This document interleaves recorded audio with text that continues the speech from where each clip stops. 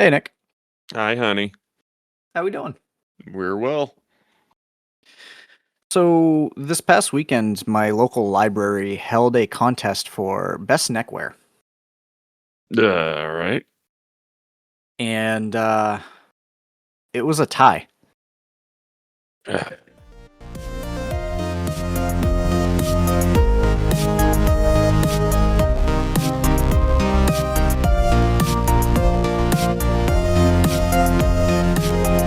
We don't have it yet.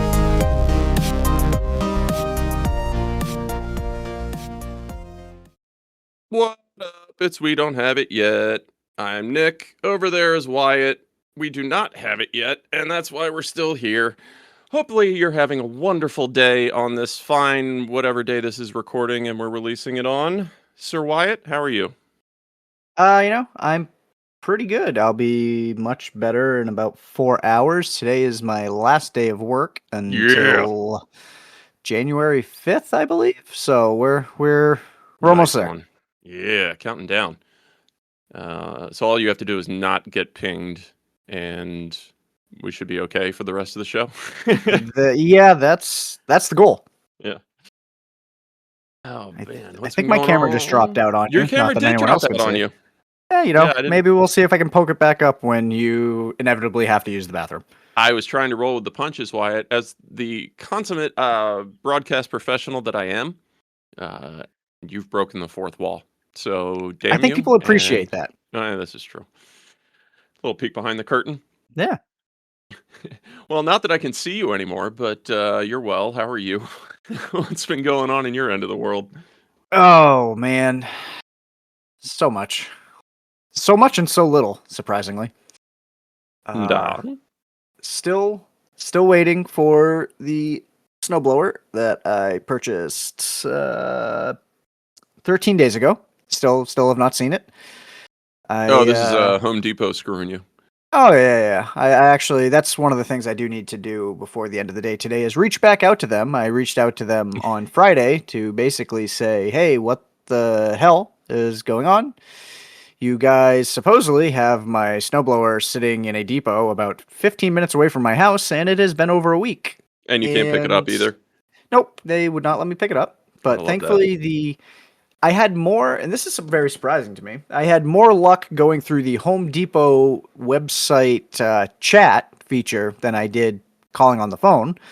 The person I chatted with said, "Oh yeah, I know." They said they would, give them 5 minutes, and they were going to call over to the warehouse, see if they could talk to the warehouse worker and find out. They called the warehouse. Supposedly, the tracking thing was a lie, and my snowblower wasn't actually there, but they were going to find where it was and call me Friday afternoon to schedule delivery. And I was like, well, that's all fine and dandy, but I ordered this snowblower specifically to blow snow, and we've since Yeah. had snow that I could not blow. So what are we going to do about this? And they gave me a fairly a larger refund than I was expecting them to give me without having to argue with them. But yeah, I Time for think another one. today is going to be another round of what are we going to do to make this right? Because Sounds you like guys it have fell off the taken truck. my money. Yeah, that's my guess. Is Went some into one of those lucky family has well, one. or you see all those like Amazon returns and appliance fly by Yeah, night discount places and strip malls, and I don't know if you've ever gone in one, but I have a couple times out of curiosity, and they're always shady. Uh, yeah, that's like, like a how cash for much does this copper. cost? Or how much would you like to spend on it? Yeah, That's not what I asked you, sir. Um, and I'm always like, oh, this is just a fence. Got it. yeah. So I wonder if they're going to be selling your snowblower at an establishment like that in the near future. It's a great question at this point. Especially since sales are more or less over, at least Yeah. until whatever the next big holiday is. I don't really want to cancel it and find another one from somewhere else because I'm going to have to compromise on quality and or spend more money to get Well, what I was yeah, supposed to but the get. good thing is, is that if it does arrive this week, and it's all taken care of behind you, it won't snow for the rest of the year. So you got that And, going for you. and that is fine. I would 100% be perfectly okay with that happening. I don't think it's going to, but yeah, it's been For anyone annoying. that hasn't kept up, Wyatt lives in a new house at the top of a very tall driveway, Yes, a tall, long alone, driveway. without neighbors that plow it for you, kind of thing. Yeah, although the last snowstorm we did mention that I met my neighbor across the street Oh and he yeah, saw me yeah, struggling and did plow it. yeah. That's you. However, Make sure you make that guy some cookies, please. oh yeah, nope, he's on my holiday cookie list as the only person that lives around me because I haven't met anyone else, and I feel like they should be They're gonna be introducing like, "Make themselves to other me. bastards help me." Well, I have a feeling they're all older. There are no kids around me, which is amazing. I really appreciate that there are no screaming children around outside. My neighbors But probably don't feel the same way about me because I brought another screaming child into the neighborhood, and they're yeah, mostly but there were people that have been already here for some 40 there. years. But yeah, that's You, true. Yeah, as far we're as part I of the younger know, wave coming in.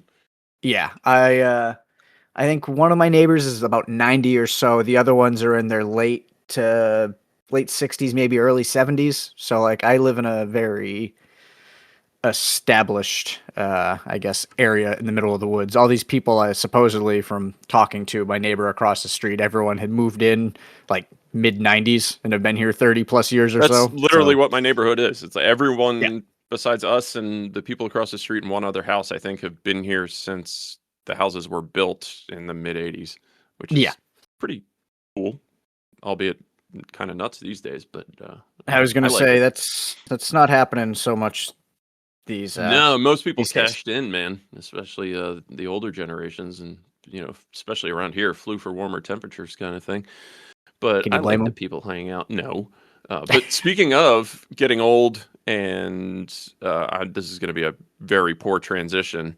Losing your teeth. I had to get my teeth scanned at the dentist 2 weeks ago for a night guard because I grind my teeth, and before they're down to nothing, I have to start wearing a bit when I sleep, So which it is not wasn't for very the interesting. Big Book of British Smiles. I thought that's what you were getting your. Yeah, well, yeah, that's why I sent you the scan. Said it was going in the latest edition of the Big Book of Yeah, British Smiles yeah. for I thought sure. they called you and said they wanted you to model Well, so for it. yeah, that's not the cool part because the stupid thing that I got fitted for is ridiculously uncomfortable, and I know that I'm going to rip it out in the night and chuck it across the room. But fun offset, I went in to get fitted for it to pick it up this week, and she goes, "Well, do you want the print of your teeth? Because we scan your mouth and we do a 3D print of both sides of your mouth, the top and the bottom, and if we just throw it away if you don't want it. Do you want it?" It's like, yeah, I want it. So now I have a fully printed, exact scale replica of my mouth.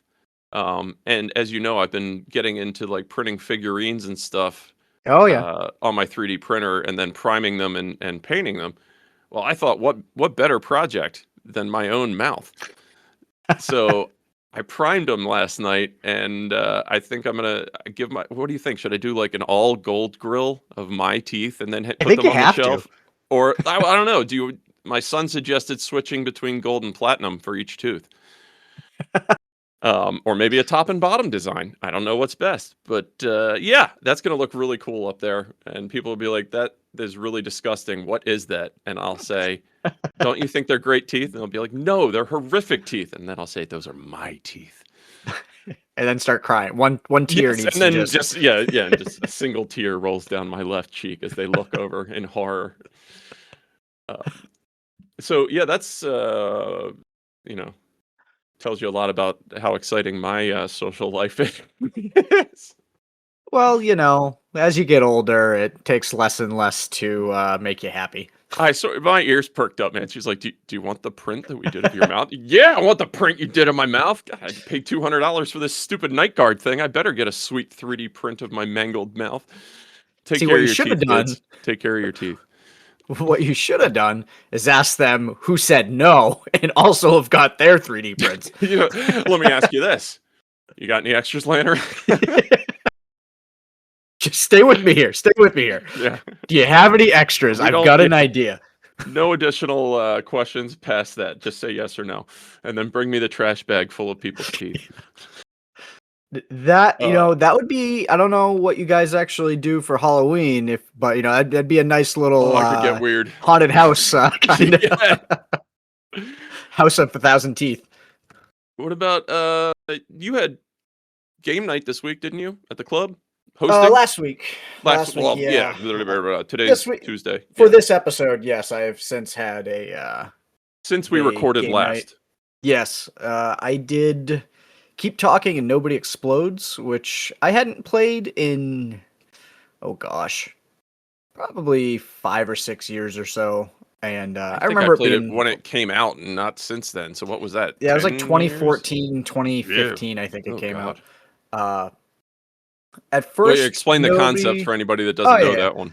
yeah. So keep talking, and nobody explodes. The premise is you have one person who is a bomb diffuser, and they are stuck in a room with a bomb that is ticking down anywhere between 2 minutes to 8 minutes. You also could technically start your own scenarios and set the time to whatever you want it to be.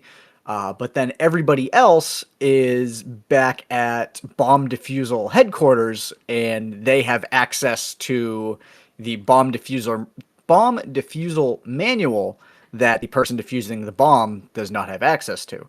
So the idea of the game is This one is I mean, person. well, I played it anyway. This is a VR still? It's VR, it's Switch, it's on everything. We did not do Okay, so I VR knew it as like this the time. one bomb Yes. diffuser person was wearing, the full VR helmet kind of thing. So they can't see anything other than the bomb. And Yep. then everybody else in the room can't see what they're seeing, so it works perfectly for the kind of Yeah, setup. that's my favorite way to do it. I'm a little hesitant to loan my VR headset to a bunch of people, putting it on I their think that's heads, fair. I and think that's fair. yeah. So we just went with the Switch version. So the idea of what we did, we had one person facing the TV that could look at the bomb, and then I think there was 3 or 4 others of us that were there. We have folding tables in the room there, and the folding tables were facing away from the TV, so we're all not facing the TV, and Yeah, yeah. So you just have one person. yeah. Yeah. If we did it again, I would really like to maybe get some walkie talkies and put someone in another room to really kind of Amp up the bring it effect. up. Yeah. Yeah, but it was fun. So at first, it was also a crappy night weather-wise. I didn't think it was going to be worth my time going out, but Oh, so you had because a poor turnout. yeah, I was expecting to. About 6 o'clock is when we start. Nobody was there, and I was like, whatever. I have to be there until 10 because those are technically our public open hours for the club. So someone needs to be there anyway. Um, so I was like, all right, cool. I'm gonna play pinball and screw around and play video games by myself for 4 hours. Like things could be worse.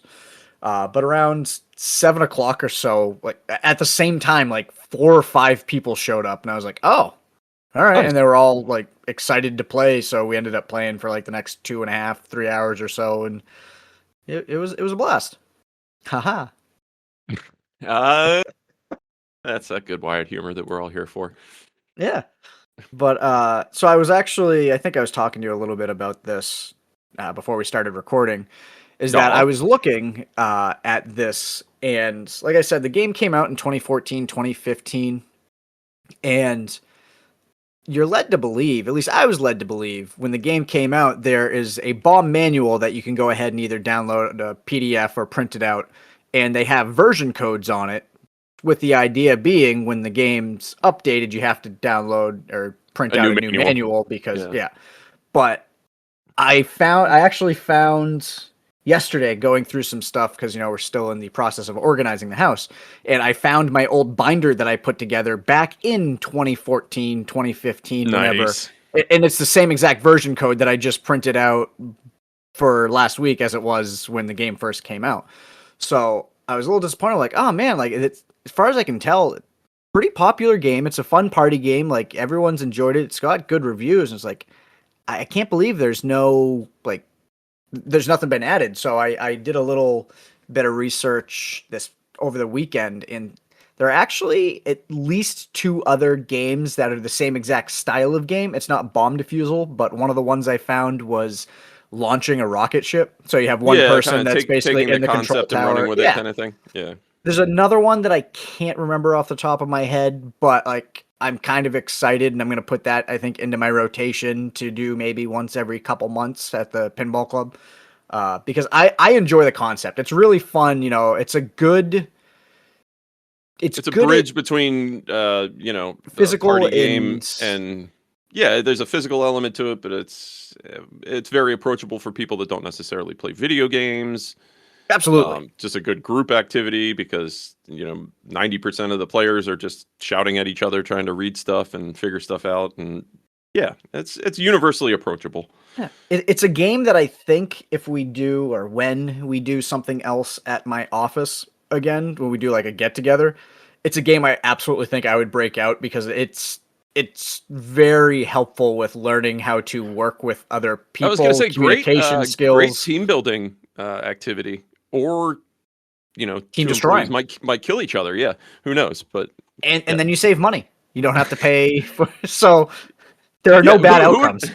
Well, who would have known that the game called "Keep Talking and Nobody Explodes" is actually a much healthier team building activity than the game Overcooked, where people would definitely kill each other. Oh yeah, yep, yeah, and we did that. I think last month or a couple months ago, we did Overcooked, and actually, it was I think it was the same group of people that did Overcooked that came and did Keep Talking and No One Explodes, and it was a lot more cordial playing Keep Talking and Nobody Explodes than it was Yeah, Overcooked. that sounds about right. Do you have I mean, I assume you're doing it this week, and then you get next week off. Yeah, so we are open both this week and next week, and the pinball club people had asked me like, "Oh, are you going to be able to do both weeks?" And I said, "You know what? I will do one of the weeks. So I'm going to do Christmas Eve because one, I don't expect really anybody's going to show up, which is fine, and then Yeah. I can just kind of hang out and go home.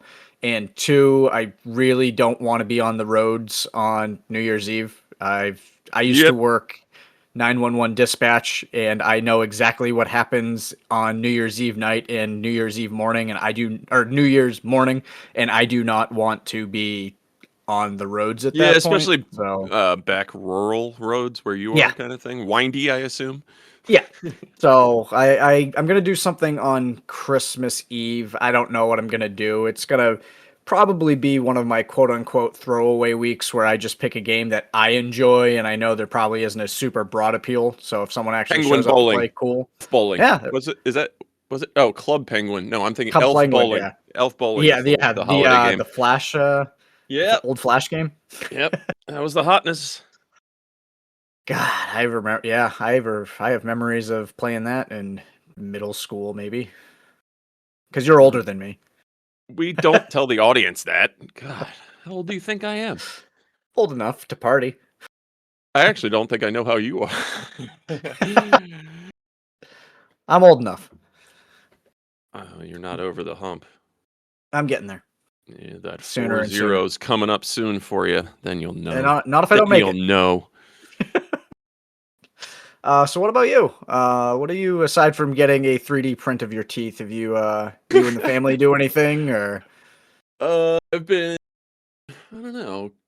Well, I guess with the whole snow and ice outside, it's been well. This weekend was brutal. I don't know if you've listened to my complaining or heard it from Wes or on anybody on the Blue Skies, but It was cold. it was like -20 with the wind chill. Yeah, is it? Sometimes you get it's 18, but it feels like -1. No, it's -2, but it feels like -20. And yeah, taking the dog for a walk this morning in a nice balmy 22 degrees, a joy, a joy. So Is it yeah, you supposed to couldn't. warm up at all there It moving is. It's gonna forward be like or? it's gonna be like in the 40s by this afternoon. It's gonna rule, melt all that shit. I was But gonna say, all your snow and ice is gonna be gone. yeah, we didn't do much of anything because he just couldn't really go outside. My son had basketball playoffs Saturday and Sunday. And they Um, won. they won on Saturday, yeah. So they had more on Sunday. Um, but then they drew we realized the team that he got in the second round had a first round bye and were the number one overall seed. And yeah, I think the And they final played was like it. it was like 34-8 was the final. Hey, they Little put up rough. 8. Little rough, but yeah, it was a lot of fun. Unfortunately, yeah, not a whole lot doing. I guess watched shows and movies. Definitely, always find time for that. Oh, I know what I started watching. That I think you joined in almost at the exact same time was The Studio. Did we talk about that? I don't know if we Mm, talked about it not on on the the show. show, but yeah. Why don't you tell the people at home what the studio is about? So kind of it's HBO, I think, comedy Apple, and Apple. Oh, Apple Apple, excuse TV. me. Yeah, I say HBO because it reminds me Yes, concept-wise it's of Entourage. yes. Um, so it's Uh, yes and no. I will well, say two very different products from two different yes. times. We can, yes, I know that. That doesn't I, mean I'm well, singing you the know praise of that. Entourage. I'm saying it's a You know behind that, the but the people at home don't know Oh, that. okay. It's a behind the scenes, look at the goings on of Hollywood kind of thing. In this, you follow Seth Rogen's character, who is a guy that's been working for the same studio for his whole adult life, his whole career, 20 years, and is next in line to become the studio head, which he does. Um, and then just to give you a spoiler for the first episode, um, and kind of like an idea about the show is about, he's approached by Bryan Cranston, who is wonderful as he is in everything, as I guess he is meant to be the head of the board or the owner of the parent company of the I think studio, it's the owner of the parent company for the entire and studio. says, "Yeah, IP is hot. We want established intellectual properties to make movies from." And that was a real thing in Hollywood after Barbie hit. Yep. And so he's like, "I have just finished a deal to lock down the exclusive rights to Kool-Aid." And so he gives him his assignment as studio head is to go out and make the Kool-Aid movie, which intersects with him having a meeting with Martin Scorsese about a $200 million picture that he wants to get off the ground about the Jonestown massacre. And so you can see the sales opportunity here, and hilarity ensues, as it were. Uh, am I hitting the right beats here?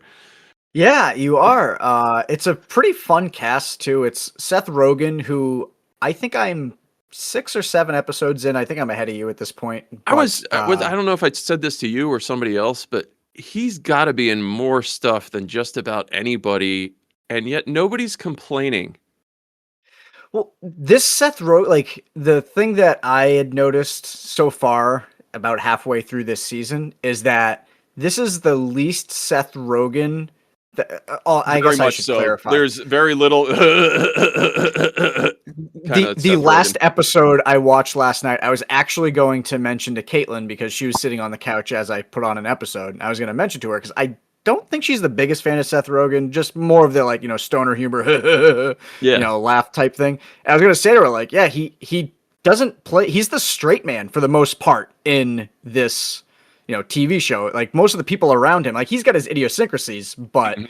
he's basically he's playing the studio exec. But the He's a one good episode actor, I man. watched, He he was really in is. the Spielberg movie, The Fablemans, and Yep. he was fantastic in that. Sorry to cut you off. No, no. So the episode I was watching last night, the reason why I bring it up is like he did do like, which I'm pretty sure is his real laugh. Like he did the Seth Rogen laugh a Oh, couple of it's times. definitely Not it's as 100% his yeah, real laugh.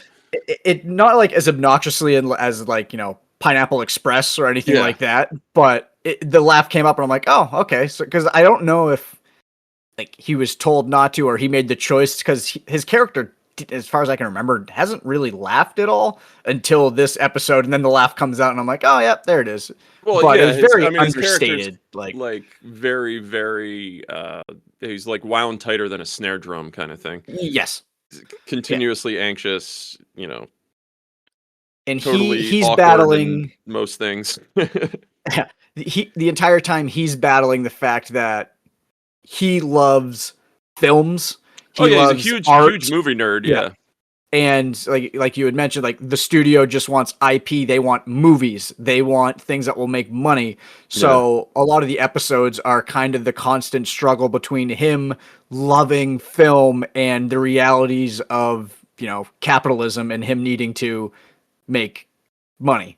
Oh and yeah, it's I think they lay that out. Bryan Cranston lays that out in the first one. Like, are yes. we here to make art or are we here to make money?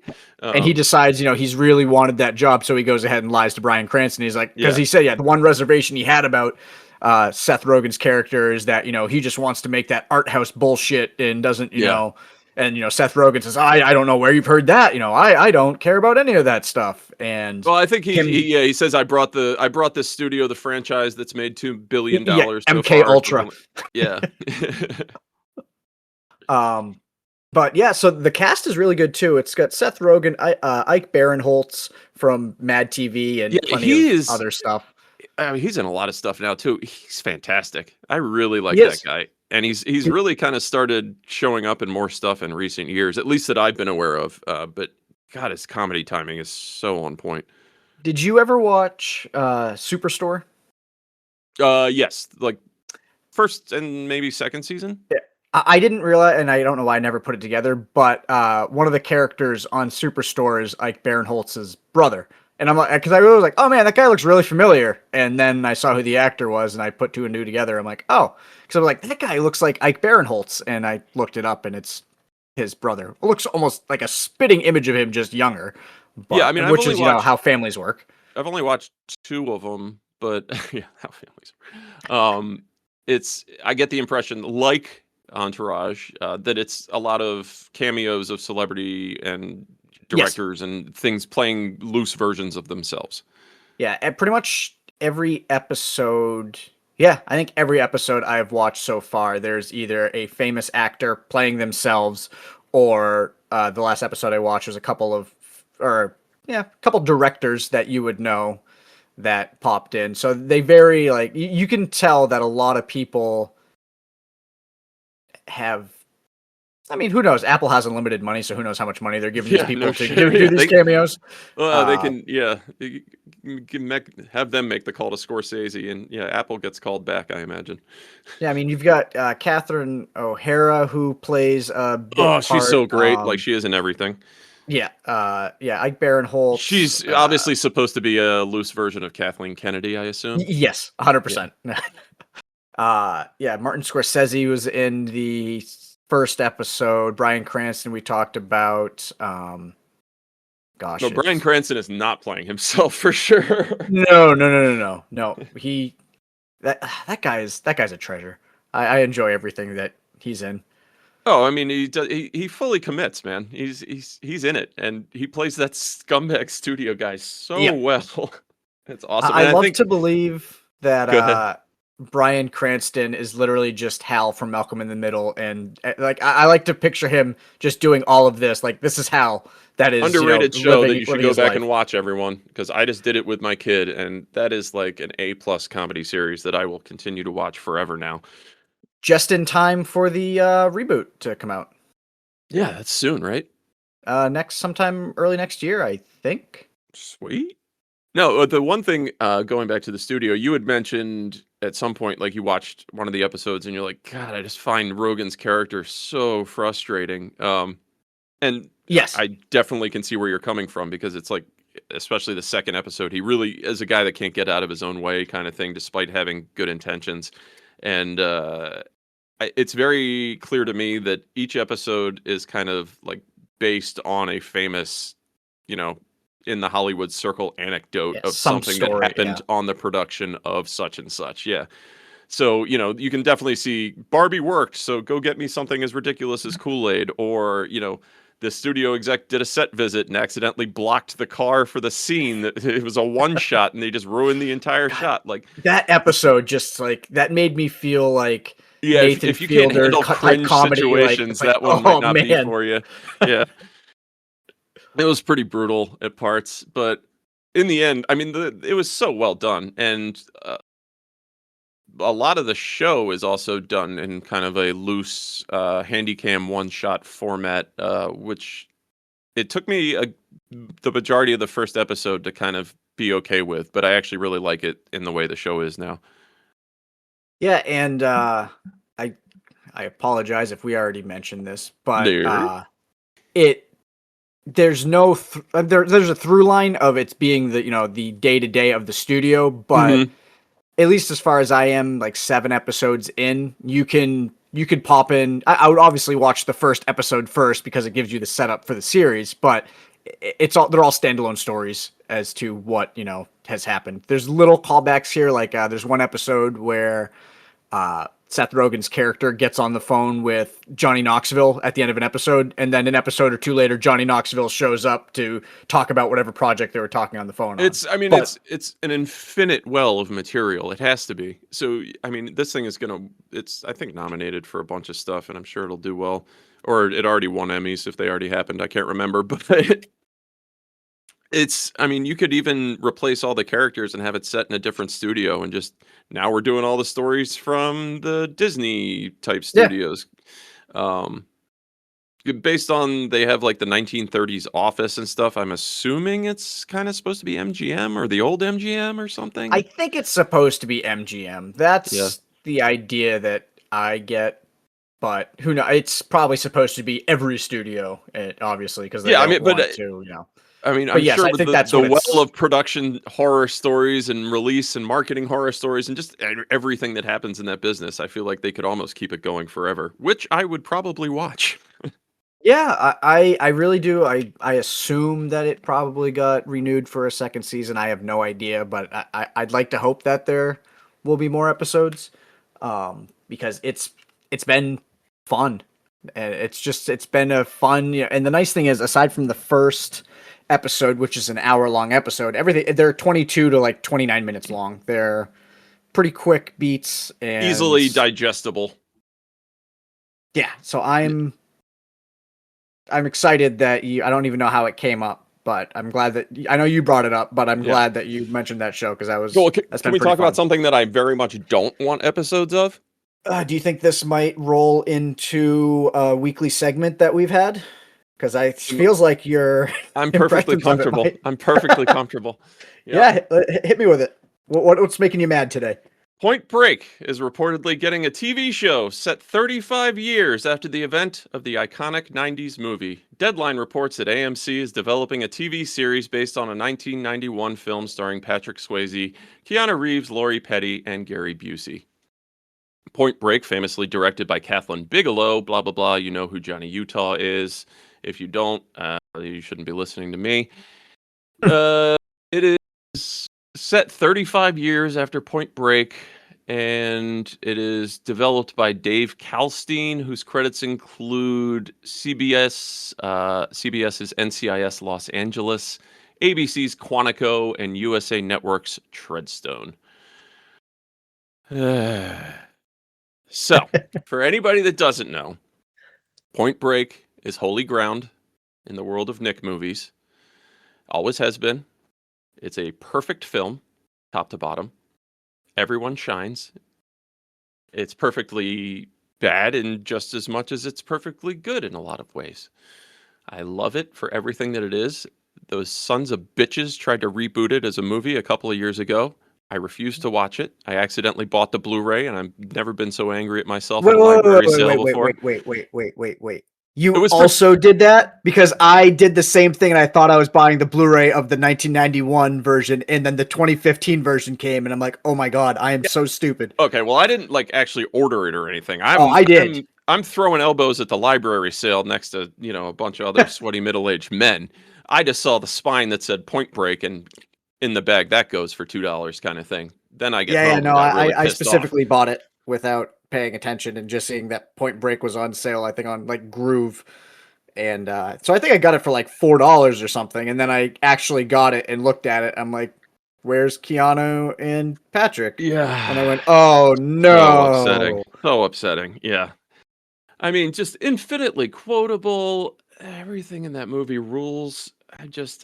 This is like saying, "Hey, we're gonna reboot Back to the Future as a USA series." To me, I'm Don't give him offended. any ideas.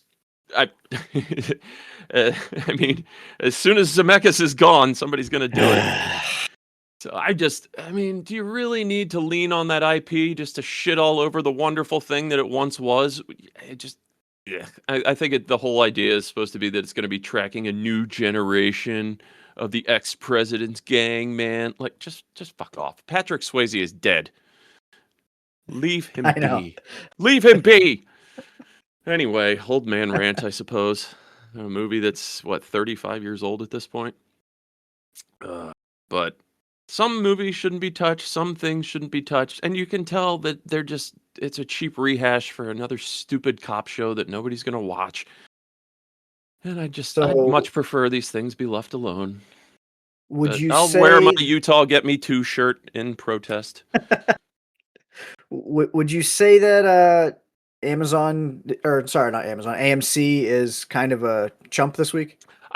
You know what? AMC, they've made equally good and bad things. You know, Mad Men is one of my favorite shows. The latter years of Walking Dead will apologize for, but I mean, it could maybe work. I don't know. It's the creator that gives me no hope whatsoever. AMC actually inspires a little bit of hope. But until then, leave my Point Break alone. You are my chump of the week. Chump. Chumps. I just appreciate that after probably we've done 6 weeks or so of chumps of the week. I'm pretty sure I monopolized it for majority of it, so it's nice to Wait, see that. Can you say young, dumb, and full of cum on AMC? Because I mean, how else is he supposed to get introduced at the? You're a real blue plate special, aren't you, kid? Guy from Scrubs. How wonderful is that man? What's his name? Come on, I know you know it. Oh God,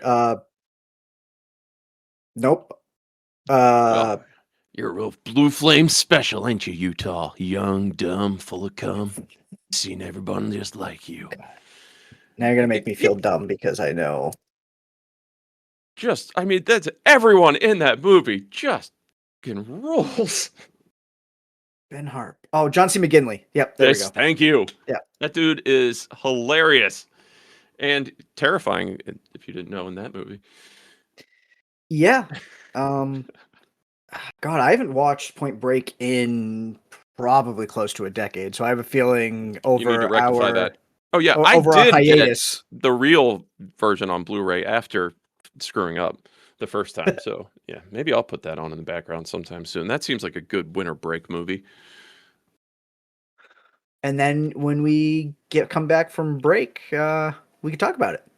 Rah. We can have a deeper discussion. Then we can watch the Riff Tracks version of Point Break as well.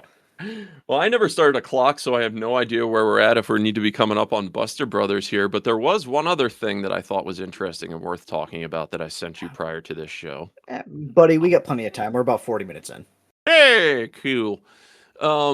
Well, as we're often talking about Blu-rays and such, physical media, we're both huge proponents of. And you need to explain this to me. Yeah, because you I sent me need to, this. you know as much as I do. This just got advertised to me, or I think somebody posted it in a Reddit group.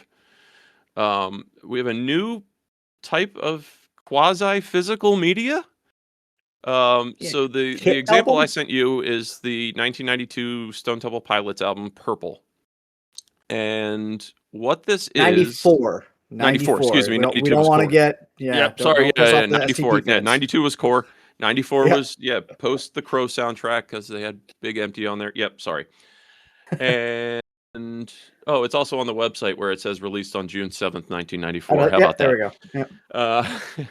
This is a KIT album. That's capital K, lowercase I, capital T. KIT album.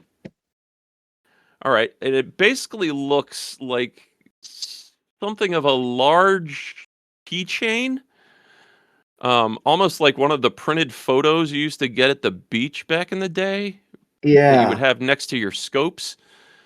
And I guess what this is some sort of NFC tag that you then scan with your phone on an app on your phone, which it then unlocks, I would assume, a FLAC or high fidelity audio format of some sort on your phone, and then you're either streaming it or I don't know if it's downloaded to the device. Like, this is all very new to me. The Purple KIT album includes the physical album, which is a jewel box, the KIT album device. So I don't know if there's a player for this or it's a plug into your phone. Physical liner note cards, which are pretty interesting. band photos, and the ball chain for the keychain. Very exciting. Um, but this strikes me as somewhere in between physical media and streaming, and it's kind of interesting. All right, click to your device to unlock full album, 7 music videos, so all the singles, I guess, from Purple, behind the scenes content, band photos and art, VIP fan forum access, so you get exclusive access to a forum. That's kind of interesting, but it includes physical printouts of pictures and liner notes and lyric notes that you obviously don't get much these days anymore. What's your take on this? So I don't think it's a terrible idea. It's a nice for people that are proponents of physical media like us. I Let me feel get like this out of the way. I am not a customer for this at all, no, ever. I am not either. Who this is for are 18 to 30-year-olds? I would say so. I think the generation behind me. I Yeah. think this. So I think Gen Z is behind me. Well, I think We're this the same is. generation. I'm a Zennial, I believe. Technically, you're a millennial, and so Gen Z, yeah. Yeah, Um, but I it is. it's for those that missed out on physical media but long for something more than what they're getting now. Is that And fair? yeah, I think so because it's a very weird. I'm trying to Kind of an in real in-betweener. time. Yeah, in real time, I'm trying to think of how I feel about it. I might, if I can find one cheap enough, I might pick one up just so I can actually see have a better idea. But so it's for people that want physical media, but it's not physical media. It is and it isn't. Because like you said, you get the liner notes, you get the lyric sheets, the photos and stuff, but Well, you're it's kind of getting interesting. It gets back to something of our conversation about emulation versus like the analog FPGA stuff, yeah. because it And I'm kind of also goes to that. At curious. some point, that analog is dumping the ROM on that cart and then sort of emulating it, and in that way, you're not really playing directly off the cart, in just so much as this isn't really playing off a CD or a vinyl, or it almost looks uh, like a kind of like a new age take on a mini disc, sort I of. was gonna say this is It evokes t- mini disc feeling, and its the market old impact will be 30 minimal. Rock. Dennis from 30 Rock, one of my favorite quotes that he had that I still use to this day. Technology is cyclical. Yep. Like he was talking about beepers, but Aren't pagers making a comeback right now? they the beeper king of New York was correct. Yep. But I don't know. It's what's the DRM on this? That's my question. Like, can I buy this and give it to you? How Well, many that's what I downloads wanna do you know. have? That's what I wanna know, and it's mentioning this device thing, which I'm not seeing in any of the pictures. It just looks in the picture like someone is holding it up to their phone and scanning it like as if it were an NFC tag, like you I would like think that an is the Amiibo device. that. I think the tag is I think that's what they're Okay, meant. I that's think that's well, what the they mean device is. because it comes in an outer case too, so I think you're Yes, the right. jewel case, yes, and then the device comes S inside that. So all you do is have this app on your phone, assumably, and it just It unlocks unlocks. like an amiibo. That's my guess. Yeah. And It, but do you then scan it to your phone and say, "This belongs to Wyatt"? And then if you carry that tag around on your keychain and you scan it to my phone, does it then unlock for me for 2 days, forever? How does that work? Does it go away when you walk away and you're a physical distance from me? I can no longer listen to it. There's a lot of interesting thoughts I'm having about this. so this is a Korean company. I'm very quickly just going down the rabbit hole here of looking at who the parent company is. It's a Korean company that doesn't just like this is apparently an offshoot of what they're doing. So it looks like they want to use these kit cards for any type of like digital communication. So my guess is business cards or someone that wants Mm. to have an art portfolio. So I feel like this is supposed to kind of be like a new business card, but the music Ah, version is a, interesting. So So, you would and have this it on is your a keychain, and you could just have somebody scan your keychain with their phone. Boom, you've just imported all the contacts and a short, whatever booster page about yourself. Yeah, so it says for the Kit technology, Kit owns innovative and stable technology. It has encrypted ultrasonic wave communication, so that's your NFC, near field Hmm. communications, basically. And this, I think, goes a little bit to what we were talking about. It has a unique ID certification system which prevents illegal copies. So once you put this on your phone, I imagine it is tied to your To app you. and or phone. So there's no borrowing. There's probably no selling unless you can deactivate your copy from your No, device and they gotta work something out there for me to mm, give it my blessing, as if they care. But if you could do something like I said, like where you scanned it to my phone, and it's like, okay, I can still detect something nearby, and that's okay for sharing. Or if it's like a 48-hour window for previews, there has to be some way to share music. yeah, I don't know. I'd have to look a little more at this. Like I said, I'd be curious if I could find one of them for like It defeats the entire $10. purpose to me. What the hell am I going to keep it on my keychain for if I Right. can't be a young person and say, this album is amazing? Here, Listen scan to it, this. check it out. And if you like it, go buy it. There has to be something. It defeats the purpose otherwise. Yeah, I'm glad you brought this up because I literally have never heard of this before, and now I kind of am heading down a rabbit hole to figure out how long this has been around and what it actually does. But Yeah, like I said, I'm not a buyer, but I'm kind of fascinated by it, and I think it's it's on the right path to me.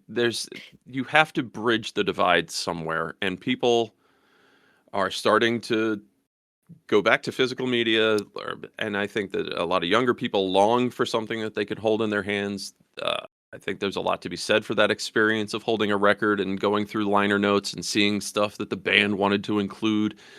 It- I did a lot of that as a kid, and you don't get it from Spotify. no, that is just the epitome of convenience of being able to be like, I want to listen to this song and say Spotify play XYZ. Yeah, it's convenience as consumption. It Yes. devalues music. I one of my fondest memories, or some of my fondest memories, are being in high school, going to the mall, going to the FYE or Strawberries Yeah. or whatever music plays, finding a random album, and they had those little listening stations that you could listen to like a minute of every song on the album, and then be like, oh yeah, I want to buy this. Like that was fun, and I understand this is old man longing for member berries, but It's not. there's something. There's it's not just the physical media, it's the act of going to the Yes. store and making the decision in the store and poring over things that you're considering that would be for you, and maybe this, maybe that, and then you did that and you consumed it and you decided that's going to be the one for you, and thus it has value now. And you take it home and you are going to pour over it a little bit versus I heard this song is good. Check it out. It's okay. Yeah, On to the next. yeah. The amount of albums I bought where I, like you had said, I poured over the liner notes. I looked at just the stuff in it. I collect a lot of. I still have vinyl. I have my dad's vinyl from when he Yep. was younger, and then I have vinyl I bought, and I still find myself opening them up, looking at the liner notes, looking at the artwork, the photographs. Like Oh, I love it, stuff man. I was, absolutely yeah. love it. I love buying new stuff on vinyl because it includes a bunch of stuff. It's it, cool. it, it and it's art. It is Yeah, very art. much The so. photo, and like I said, digital. You click on Spotify, you see a random like either single like photo for a single that they put up there, or you just get a static photo of the album cover. You All right, can't interact with it. You I'll give you can't. another one. I'll give you another one. Like, hey, friend, this song is great. You would really like it. Check it out. Here's the link on Spotify. How good could it be? It's only got 1,200 listens. Yeah, As if that's value, you know. So we're there's having a much deeper discussion than this well, started as, and it algorithms are meant to condition you. That yep. is the point. If it doesn't have clicks, if it doesn't have It's views, not if it doesn't have worthwhile. 5,000 Yeah. reviews, who cares? I'm going to let someone else in the public out there inform me that it's worthwhile before I devote any of my my precious time to it. And how could it be worthwhile if there's only 1,200 views? That's You why never I did that when your appreciate. friend gave you a CD back in the day. Yeah. That's why I appreciate, a couple months back, you told me you wanted me to watch Tim Travers and the Time Traveler's Paradox. I never heard anything about it. I didn't look at I've any reviews. never heard You told anything me about it since and said about you it. need to watch it. No, Yeah. I don't think it was a blip. There was no, it wasn't made to be a box office hit, which No. I appreciate. Movies that are made, and I'm sounding like Matt Remick now, Seth Rogen in the studio, movies made to be movies, not to hit the algorithm and make $500 million in the opening weekend because it's Well, the new by Marvel. attempting to paint with the absolute broadest brush possible, yeah. And yeah, I mean, in music, there's a whole further discussion about, the Spotify adding AI artists kind of thing, because they're just, here's what works for modern country. Here you go.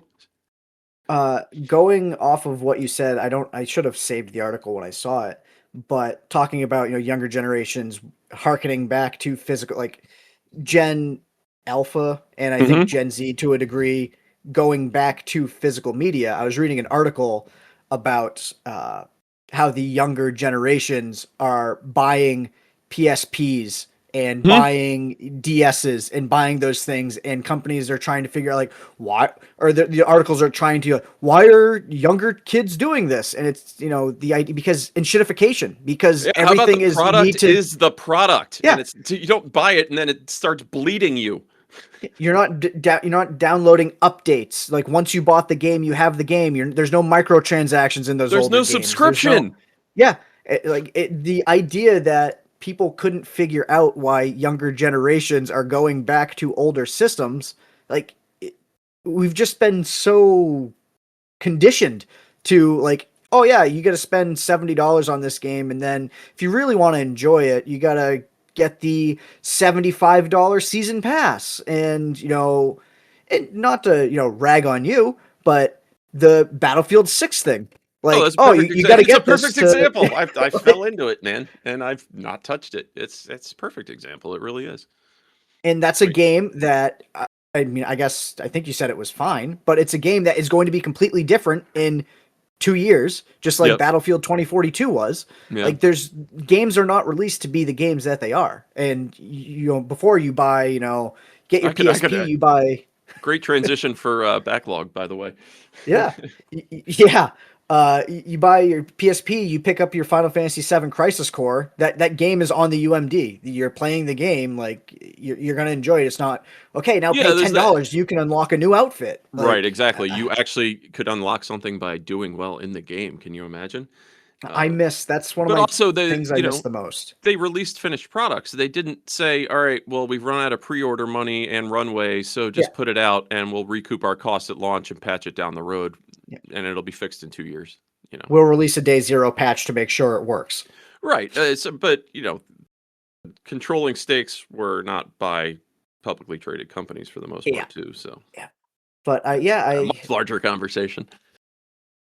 there's one more thing. We still got plenty of time. There's one Yeah, more sure. thing I want to talk about before Backlog Buster Brothers, despite the fact that, yes, that's a perfect transition into your assignment for last week. But No, you're good. both of us played Terminator 2D No Fate this Oh, past Christ, how did I week. forget about that? Yeah. Yeah. And I don't, we talked about it a little bit before, and I don't know where you left off on it. But I wanted to hear your experience with it. I Okay. Well, introduce it absolutely first. love the game. Yeah. Yeah, so Terminator 2D No Fate is as you can guess, a 2D side scroller, almost Sega Saturn, maybe Sega 32X esque style of sprite graphics. Yeah. Yeah.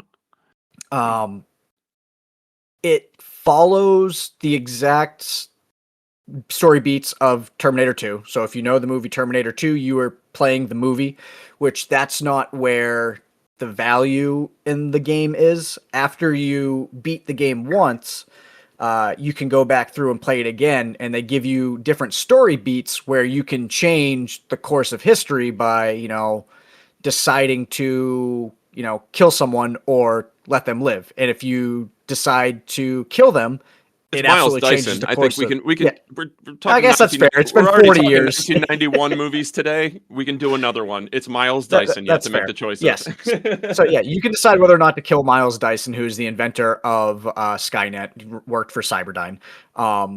In the movie, you don't kill him. You can make the choice during the game after you do a first playthrough that you can kill him, and it completely changes the course of history after that, and then it changes the levels you play, and it changes how the story beats play out.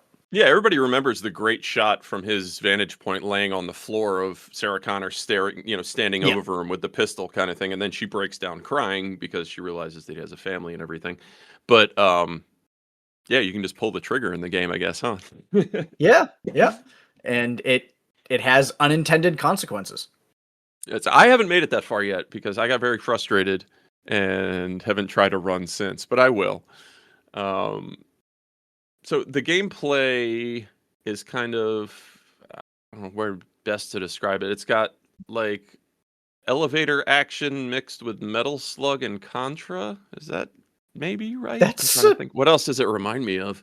Blackthorn on SNES. Those games yeah. reminds me of that. Uh, Battletoads Turbo Tunnel. There's 2 or 3 driving Yeah, missions that you're literally avoiding obstacles, but and they're actually quite a pleasure to play versus Battletoads Turbo yes, Tunnel. it's not just pure like horror. Punishing Like bullshit. Yeah.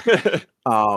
But yeah, it's mostly a side scroller. You play as several different characters. You play as John Connor, young and old John Connor. You play as Sarah Connor. You play as the Terminator. I think T800. Yeah. the T800.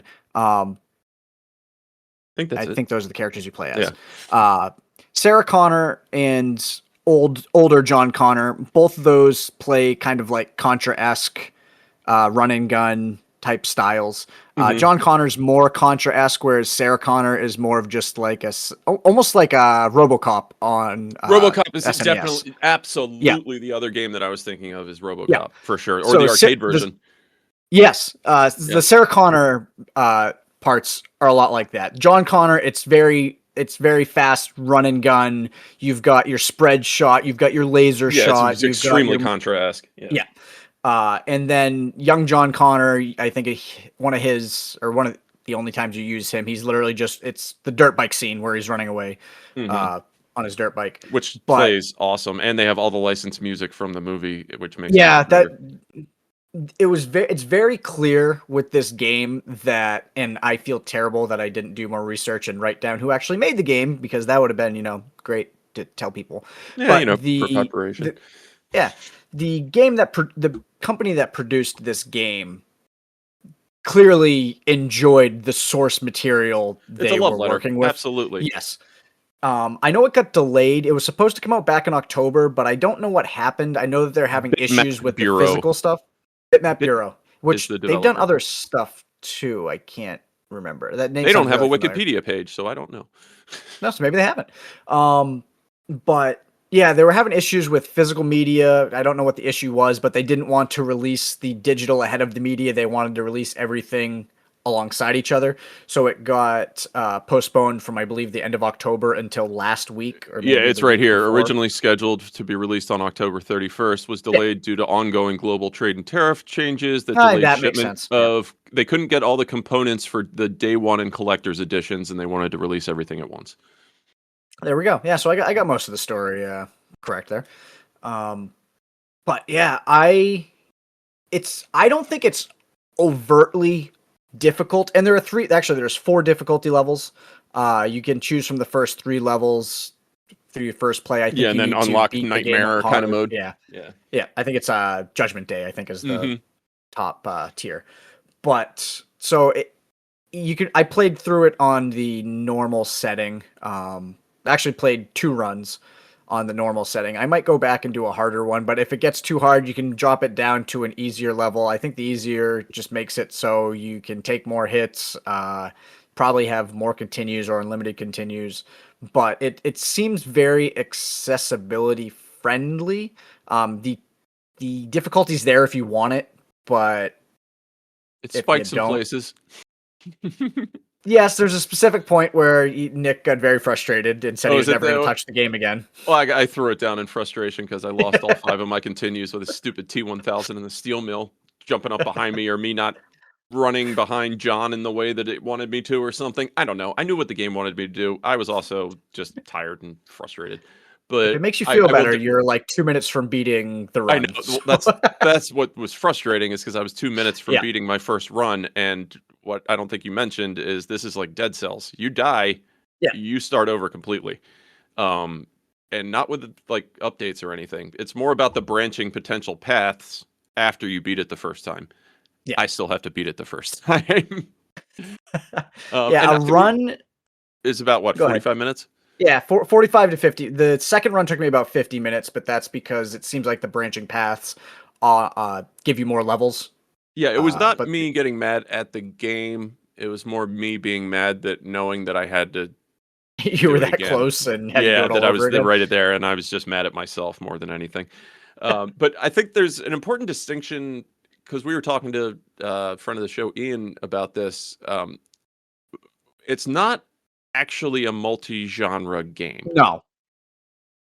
It all fits together quite well. It's not like you're playing what is like Adventures of Bayou Billy or Die Hard trilogy or Yes, something yes. where No, they're no, no. It's nothing like that. distinctly separate. There's a driving portion, there's a gun portion, there's a this. No, it's it all falls very much under the same 2D side-scrolling umbrella that nothing feels out of whack to me at any time.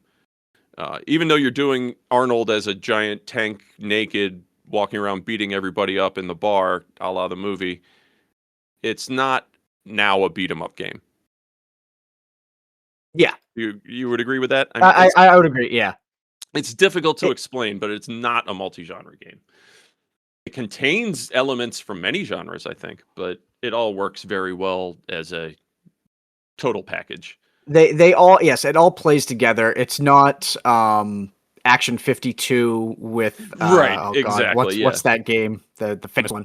Cheetah But Man? yeah, yes, Cheetah. It's not Yeah. Cheetah, where the game completely just you could see it was like Breaks. two different developers that made Yeah. the game together. It flows really well together. I highly recommend anyone that enjoys like SNES, Sega Saturn, side-scrolling type games. Like you said, the presentation is just off the charts. It's awesome. The cutscenes are off the. It's the music, the sound effects integrates. Like you talked The about art. the chase sequence. That sound of that dirt bike is so iconic to that movie. I feel like, Yep. and they got it and they nailed it. And so you still got the music like as the truck's breaking down.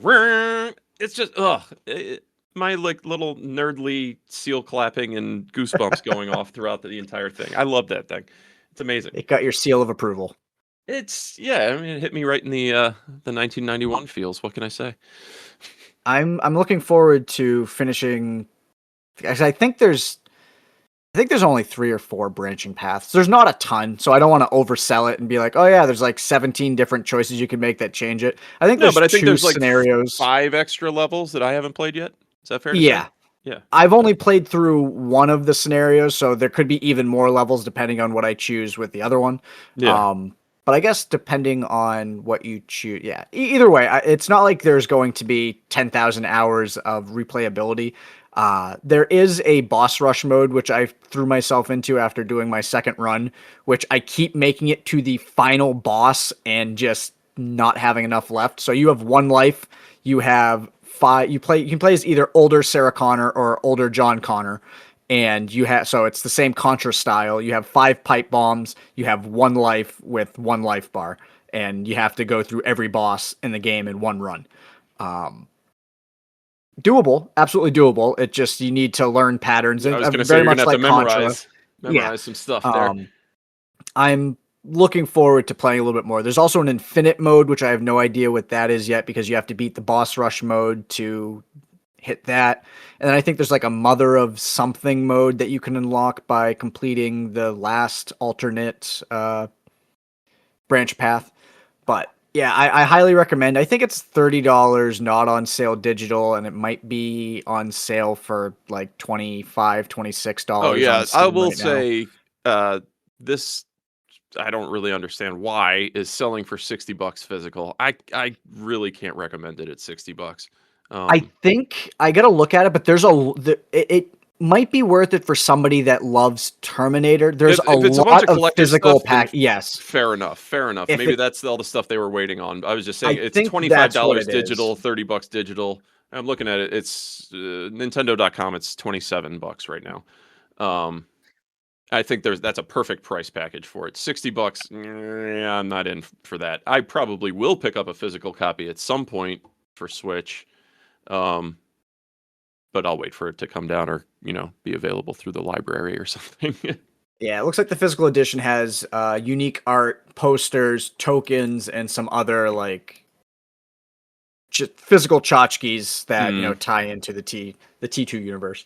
Fair enough. So, if you're somebody that really likes that stuff, I still don't think it's worth it at 60, but maybe on sale for like 40. A shelf copy at 40 I can Yeah, do. yeah. Yeah. But yeah, so this I think not as great of a transition as we would have had when we were talking about the last topic, but this brings us into our backlog Buster Brothers, It which brings will us into a be commercial break is what it brings us into oh, because we've been I've got to go to 45. the Oh, yeah. bathroom. So here's a really long commercial. Having trouble adjusting to the real world? Missing the warm womb of college life? Well, climb back into that academic vagina with the Quentleton State School of Graduate Studies. When I couldn't get a job, went broke, and had to move back in with my parents, I started to doubt that I was better than you. Now I have a room full of people who agree that I am. Growing up, I based my self-worth on my ability to get good grades. Without a report card, I'd have a nervous fucking breakdown. My banker said I'd have loans till I was 47. 47, I said? Let's aim for dead. I get to live in the same building I did as a freshman. Change scares me shitless. Who cares if our law school's ranked 173rd in the country? My parents have been this proud of me since middle school. I don't even want to be a lawyer. I'm in a bluegrass band. Campus living makes me feel young, just like these girls. How you doing? Gross. They don't even get that reference. The Quentleton State School of Graduate Studies. It's not unemployment if you pay tuition. Welcome back, everybody. Sorry about that. I really had to pee. And we like giving you longer episodes. Yeah, so we are back into our everyone's favorite segment, our favorite Backlog segment, Buster Backlog Brothers. Buster Brothers. And I believe, correct me if I'm wrong, I believe we both actually finished our assignments for the first time in a couple of weeks. We fell off the wagon there for a little bit. Finished? No. I did our assignments. Duly Finishing an assignment to me is Yeah. yes. I didn't expect you to finish your assignment because you would That have would be poured a excessive lot of for this time one. into it. Yeah. But yeah, so talking about, we were just on the subject before the break of how games kind of often release in a broken state these days, and major releases they have ridiculous budgets, ridiculous development time, et cetera, et cetera, et cetera. And, a lot of times they have publishers and shareholders that put immense pressure on them to see returns. So developer cycles have to suffer sometimes, and I think Cyberpunk 2077 is definitely one that did. Yeah. This game came out in 2020, right in the heart of COVID, as I recall. Right at the release of the Xbox Series X and PS5, because I remember Yes. this was the first game I picked up with my Series X. This might have been the first game that I picked up with my PS5, but I still bought it on PS4 because they promised a free upgrade. Purchased at Luna Video Games in San Diego, California, actually. And I took a bunch of old crap that I moved to California, tubs to them to get rid of. But yeah, so I remember trying it then, playing it for a couple hours and being like, this is broken and should not have released. And it was wow. bad. It was so bad. That was bad. Literally. And there wasn't even at that time there wasn't even a PS5 upgrade yet. No. The PS4 version was, from what I remember, was absolutely just broken. But you had to have the brute force power of the PS5 allowed the PS4 version to actually run in a manageable state at like 30 frames a second. Yeah. That's how broken the game was. Is that the console it was designed for? It basically didn't function almost. So here we are, almost 6 years, no, 5 years later, and completely different game. I mean, blows my mind how much it has changed. And since then they've had DLC. They've done the full 2.0 release, which I basically rewrote a lot of the way the game was played. Just so many things. I couldn't even come close to listing all the changes that have happened in the years since its initial release. But if you've written this game off, don't, because holy crap, CD Projekt Red actually really did, I think, deliver on their original vision. It blows my mind how ridiculously not just detailed, but in depth the entire world is. It very much does feel like a living, breathing city. And the level of amount of stuff you can do is ridiculous. I don't think I've even scratched the surface yet. And your choices seem to have implications in the world, which I find fascinating. Like, I would recommend this game in every way I possibly could. I am absolutely loving it. And you have to help me out here. Was the combat or part of the game was in the third person when it first released, or am I remembering that incorrectly? There was a third-person view. Mode or something? Okay. Yeah, you could change the camera angle to be third-person, but I don't think Yeah. any of it was specifically like it changes to third-person to do something. Yeah, I mean, the gunplay and the combat now feels just fantastic to me. It feels polished. It feels great. The different weapons feel different, and there are tons of them and nearly unlimited customization options. Whereas I would equate it, the original experience felt like a janky Bethesda shooter experience at best. It was very bad. I At played best. probably 5 hours of it, and I wanted to like it because it was your Friday night video game rental in school, and the game sucks, but you're like, I rented gonna this, make I this be need good. to play it. Yeah, Yeah. that's what it felt like. I spent 60 or whatever it was at release on it. I'm like, nope, I gotta play it, and I Yeah. tapped out 5 hours in. If it was broken kind of Bethesda RPG-ish feeling gunplay before in an action setting, it's now like as smooth as a Call of Duty experience. Like, maybe those aren't your games, but you can't really argue that they've got gunplay nailed down at this point. It just feels fantastic, and I mean, it runs incredibly well. I'm playing it on PS5, but I can't possibly imagine it looking any better. I am running it in performance mode just because I like the higher frame rates, but if you like 4K, Yeah. that's all your effects and your lens flares and all that stuff will be there for you. I don't know, man. I'm 16 hours into this now, I think, and I'm going to just keep diving in because I don't feel like I'm anywhere close to done, and there is more content than I'll ever be able to get to. And every single time I go off and do like what should be a little side mission, it's interesting and has interesting characters and stories, and you're doing different stuff. It's not like an Assassin's Creed game where it's like, go do this fetch quest. Fetch quest back, fetch quest. Yeah, the same Yeah. exact thing in a very empty map. Yeah, exactly. It's like I said, it feels alive. The city feels very much alive. It's a testament to the devs sticking with it and what it ended up being. A lot like something like No Man's Sky. They didn't have to keep going as far as they did, but I think they felt so bad at the state that it did release in that they've just kept going for 5 years.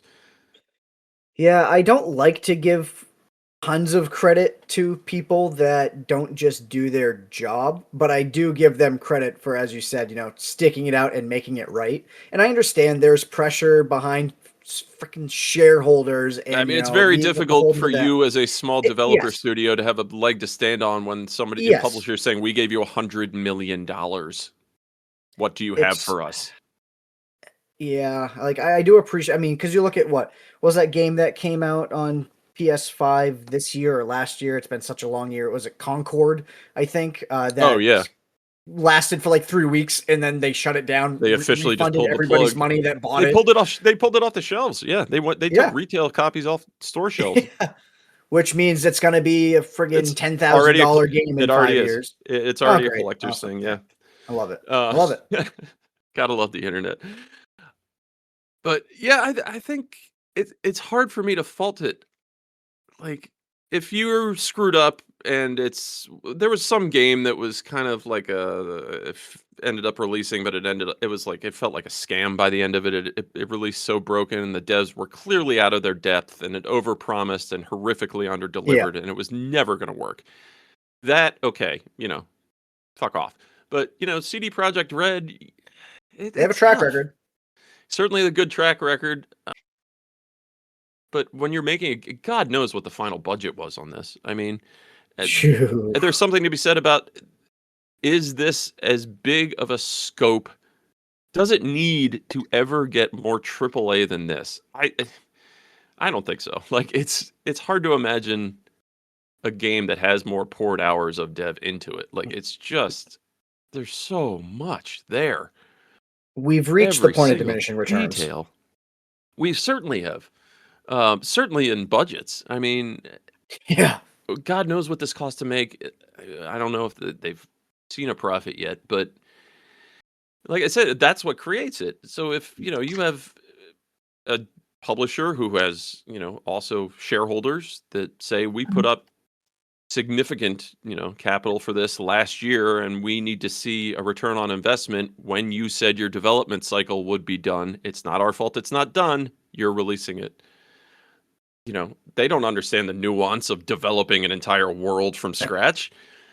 So it speaks to the need for smaller budgets, I guess, or just medium budget games. What were we talking about the other week? AA games, perhaps.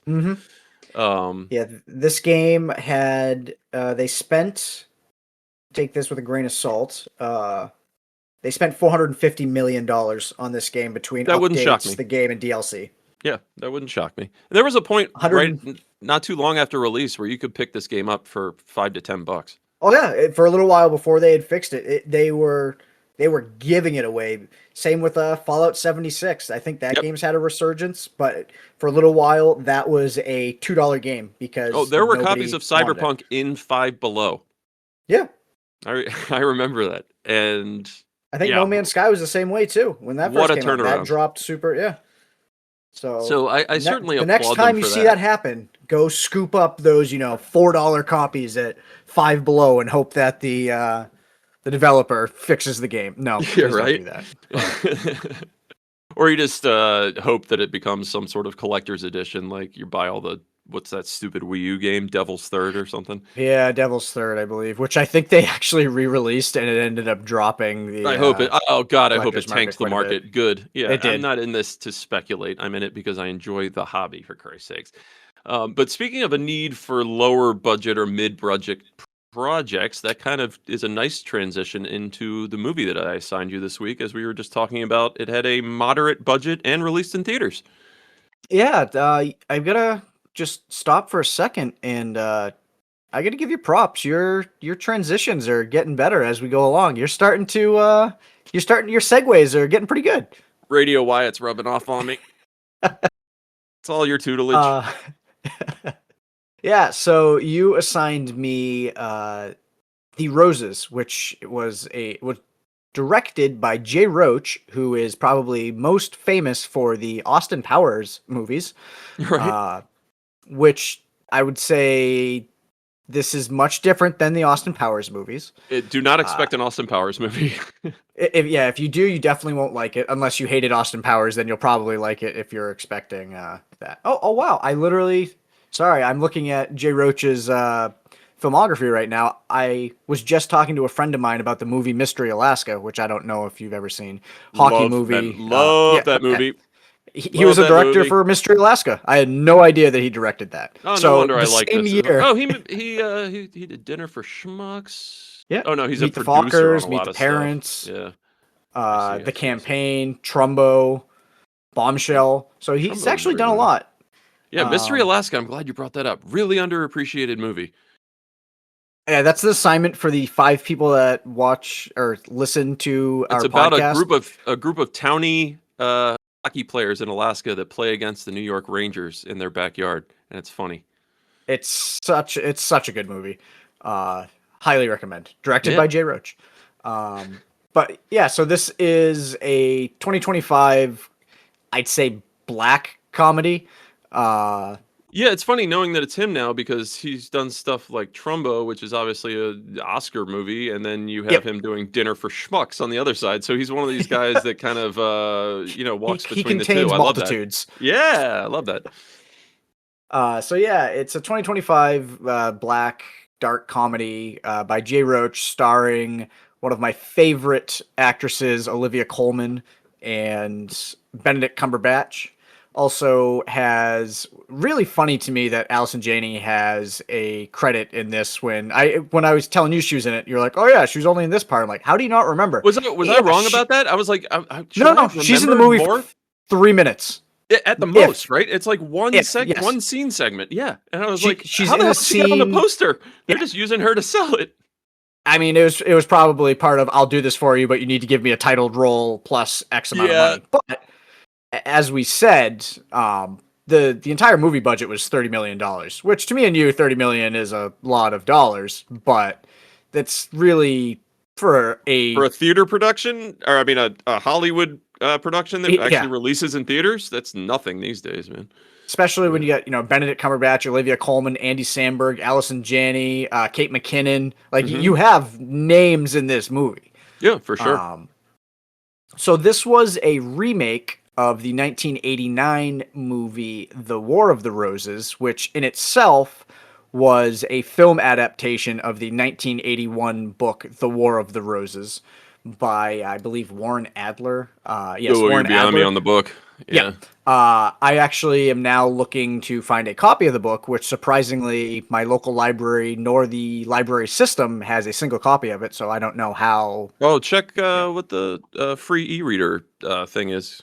Kubo or whatever your library Yeah. might use. You So might I be gotta able check to that. snag a copy there. Let's see, So War of the Roses, we touched on it briefly last week, was it reunited the Jewel of the Nile crew. So Danny DeVito, Michael Douglas. Michael Douglas, and Kathleen Turner. Yep. I don't know if the book was British or American in origin. So is this a kind of a British take on the 89 movie, or is this a more faithful adaptation to the novel in some ways? I don't know. But it's something of a mash between the two because it revolves around 2 British characters who move to the US after they meet. So Yeah, I'm not really sure because I haven't read the book yet. So it's a good question as whether or not it's a British adaptation or if it took place originally in. we'll let you read the book and then you Yeah. can put a book end on it, to use a term Hey. from the studio. But yeah, so it has a really, really good cast. Andy Samberg, I think, I don't want to say stood out, but it was nice to see Andy Samberg in less of an Lonely Island Andy Samberg role. Yeah, he's playing like middle-aged, kind of just Middle-aged guy that's stuck in a marriage that also kind of Yeah. hates his life, but he's trying Yeah. to make the best of it. He is not and- being like horribly silly Andy Samberg. No. He's like being like, cynical, depressed Andy Samberg, Yeah. but still funny. Yeah, he still has some funny lines. He's still it's still a comedy. There's still comedic parts to it, but I was curious to see what Andy Samberg's role was going to be, seeing him on the poster and seeing him not necessarily play the straight man, but just play like a normal character that has some funny aspects to him. Well, was he's kinda nice. he's the straight to Kate McKinnon, who is definitely Yes, Kate McKinnon's out there. She hammed it Kate up. McKinnoning it up in the way that only she can, kind of thing. Yeah, they basically told Andy, they said, everything that you take away, we're going to give to Kate. You're going to, Yeah. all of your energy is going straight into her character. And she Yeah. played it great. I love Kate McKinnon in almost everything I've seen her in. She is a lot of fun in this movie. The entire cast was great. So the idea of this movie is Benedict Cumberbatch and Olivia Colman. Their characters meet at a restaurant that Olivia Colman is working at. Benedict Cumberbatch's character Theo was at not a launch party, but a It's party like a to business celebrate lunch, a dinner, or whatever. Yeah. I think it was they just made apartment buildings or something, and Yeah, he's an architect. She's a chef. He tries to escape this dinner he doesn't want to be at by hiding through a door, which ends up being the kitchen. And he starts talking to Olivia Colman. Whirlwind romance ensues. Yeah, they get married. It cuts to, I think the film starts with them in couples counseling, and then cuts back to when they met. Then it does a jump forward to 10 years of them moving from England over to they now live in Montecito, California with 2 kids. Yeah, Montecito.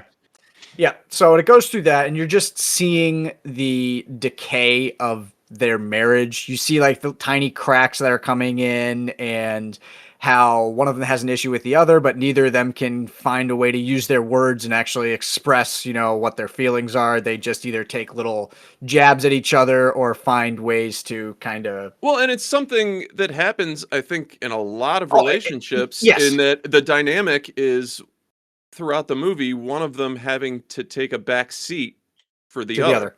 So the other can pursue building this building he's always dreamed of. So she has to raise the kids, and now she's going to pursue her chef life. So welcome to dadhood.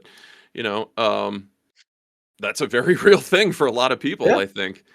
And we should point out that so this comes about because Benedict Cumberbatch, Theo, he sees that Olivia Colman's character Ivy is she's not super excited. Like, he can tell that she's been the stay-at-home mom for X number of years, and he wasn't necessarily the life she had planned for herself. Yes. Yeah. And he knew this, and he knew she wanted to own her own restaurant, and he found this like dingy old crab shack down by the water, and instead of saving the money for their dream house, the money he made off of the museum that he just designed, he used to buy this house, to buy this restaurant.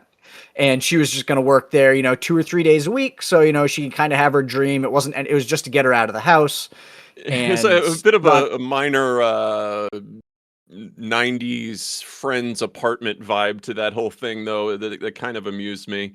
And that there's like this derelict beat down restaurant that just happens to be on the water in Montecito, California. That's that no one wanted. And I guess we'll take it, Yeah, that was, you definitely have to suspend your... I'm just being a jackass. Oh, no, I know. So she ended, what did she name it? We Got Crabs, I believe was the name of the restaurant, which I enjoyed. And I think Theo made a quip at one point saying that, maybe at the beginning there was no one showing up to the restaurant, and he said maybe, they needed to change the name to something like We Got Chlamydia instead. But it was very funny and very, like, I don't know, like, if introspective is the right thing, but it maybe in a way, like, you look at the people around you, either yourself or other like couples, and you're kind of like, oh yeah, you assign roles to the characters where you're like, that's that person I know in my life, that's them. Yeah. Yep. Like, you go, oh yeah, I know that Kate McKinnon, the one that's always, hitting on us, on both of us, and saying that, Yeah, right. I mean, you pick out little pieces of relationship dynamic, and you're like, we do that. Be it good or bad, Yeah. So I don't want to give away too many spoilers, but something happens in Benedict Cumberbatch's career where he ends up taking a back seat to Olivia. She ends up getting a review, and I think the San Francisco Chronicle, that just absolutely takes off, and she becomes the breadwinner because Benedict Cumberbatch decides, he needs to take a back seat. So he's going to start raising the kids, and his style of raising the kids was much different than Olivia Colman's. One of my favorite parts of the movie was when she comes home late at night and tries to wake them up at like midnight to give them ice cream sandwiches. And they say that they can't because they signed a contract with their father And then just the little quips every time they say that, like the other child to be like, well, it's more of a commitment than a contract. And she's like, you made them sign a fucking contract. Yeah. See, And then he goes, it's more of a letter of commitment. Yeah.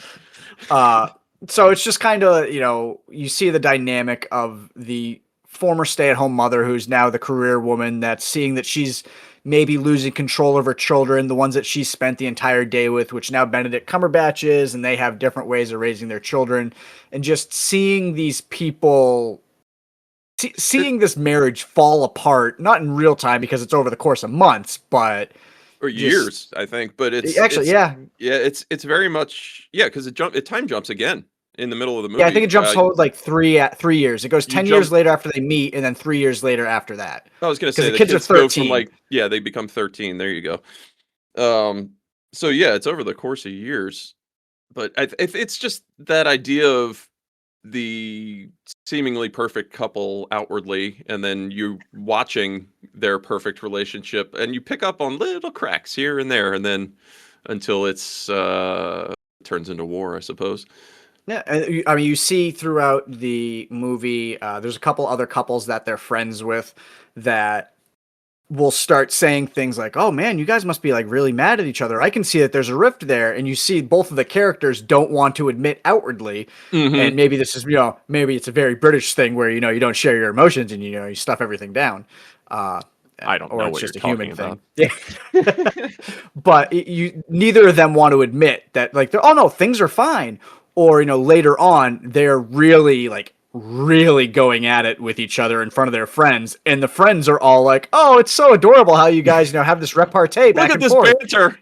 Yeah. Oh, let us try doing it. That was a great scene. That is a brilliant scene. I won't spoil that at all, but that was amusing. No, come on, man. What did Pink Floyd say? Hanging on in quiet desperation is the English way. Yeah. So, come on, man. So yeah, the movie goes on, things happen. They finally decide maybe they need to get a divorce. I'm not going to get too much into the end of it because it all kind of comes to a head and you see this long sequence towards the end of the movie. I really enjoyed the movie.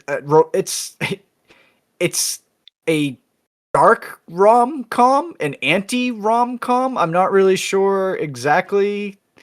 I wouldn't say it's an anti-rom-com. I think it's a realistic rom-com more than anything. It's just a lot of honest stuff about the power dynamics in relationships. The way one side feels slighted by the other's success sometimes. It's just kind of like an interesting case study, honestly, and things that we all do. I really enjoyed it, is really what I'm like. This isn't usually the type of movie that I would just randomly toss on to be like, yeah, sure. Benedict Cumberbatch, Olivia Colman. I love Olivia Colman. Have you seen Wicked Little Letters? No, I don't think I know that one. Not that, to let everyone know, we're not going to be doing a Backlog Buster Brothers this week, as we're going to be taking a nice vacation for both of ourselves for a week. There'll still be an episode, but, Christmas break. it just, it no may homework, not be no homework over the holidays. Yeah. But so I'm not going to sign that to you, but I think you would really, really enjoy it. It's Jessie Buckley, Olivia Colman. I watched that earlier this year. What the first thing I saw Olivia Colman or really became familiar with her was, oh God, was it Chef? What the hell was it called? Was it Peep Show? That's gonna drive me nuts. Because I originally know her from Peep Show. What's Peep Show? That sounds fun. You've never seen Peep Show? Oh man, that's a Mitchell and Webb. Mitchell and Webb sitcom. I guess it's not a sitcom, but what's Mitchell and Webb? Oh my, how British are you? I mean, they're like Fry and. Do you know who Fry and Laurie are? Oh yeah, yes, I know who. So they're a comedy duo like Fry and Laurie. Oh okay. Yeah, is that funny that people don't know that he's a comedic actor and they just know him from House? Hugh Laurie? Yeah, that is really hilarious. Yeah, that's one of my favorite things. He's traditionally a funny man, and then he came over here and got famous for playing a drug-addicted doctor that's a dick. That's a dick. Yeah. No, Olivia Colman was, she played like a MI6 agent in this British miniseries. Oh, that's going to drive me nuts. Well, I'll bring it back for another day, I suppose. Yeah, I need you to check out Peep Show, which I think I might have the first season on my Plex server. Oh, If shoot. not, it's probably you can find it I somewhere. see it here. The Mitchell and Webb situation. That's a different. Mitchell and Webb did a bunch of different shows together. They've Well, done. she was in that as well, apparently. She has. I don't want to say tagged along with them, but she's done a lot of work with them.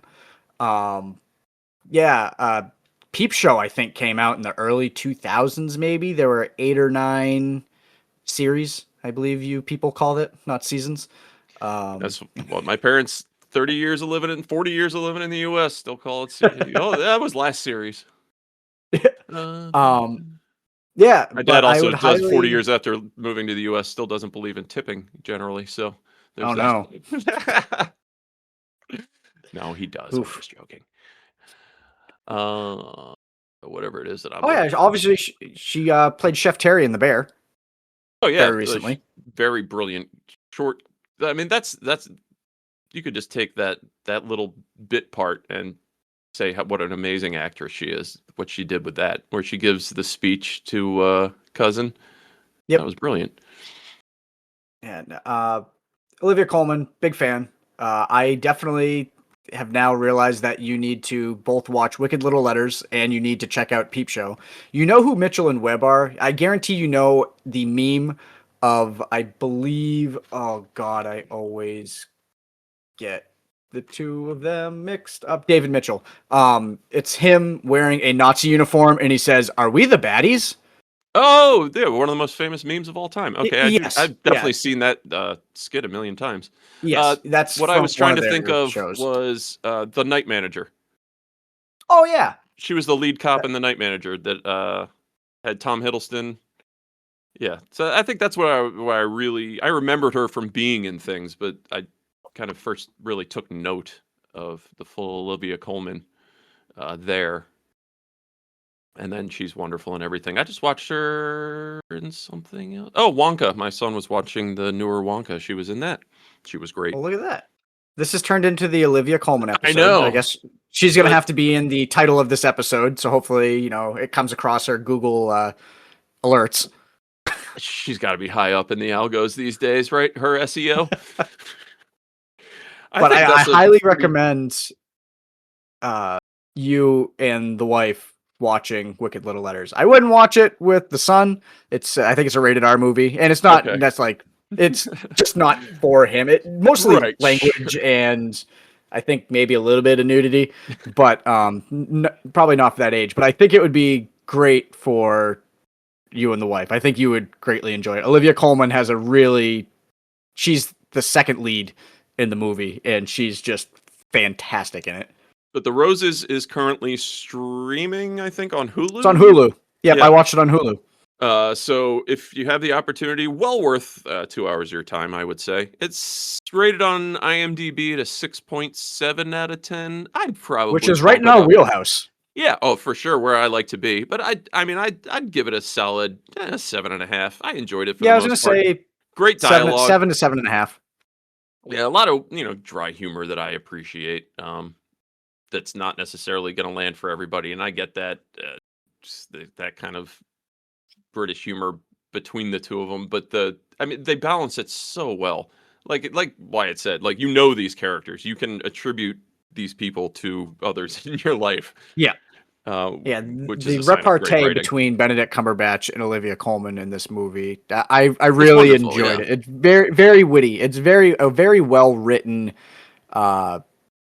I think the dialogue is very well written in this movie. Yeah, I really look forward actually to going back and watching the original movie because, like I told you before, Yeah, I need to watch it too. I've never seen it. Yeah, the last time I saw it was probably 1990 or something on a copy that my dad made on VHS from the library. So I probably was too young to understand most of what was happening in it at the time. Yeah, I think so. On that note, as we said, we're not going to be assigning anything to each other. We will still be having a holiday Christmas episode next week, but it will be just a fun episode that more or less isn't going to be assignment heavy. And we will probably be recording back, I'm going to guess at that point, it'd put us at New Year's Eve or so. We'll get a What do new you think? episode out then. Should we get a top 5 list in there for Christmas? Maybe games of the year, movies of the year. Dinners of the year. Could be. Ooh. Okay. Chicago foods of the year. Now let's hang up. Why it's Chicago food rankings. Well, don't oversell it because we're really good at under delivering. So on That's that what people note, appreciate about us. we will powwow and talk to you guys next week. If we don't, have a great holiday. Bye bye.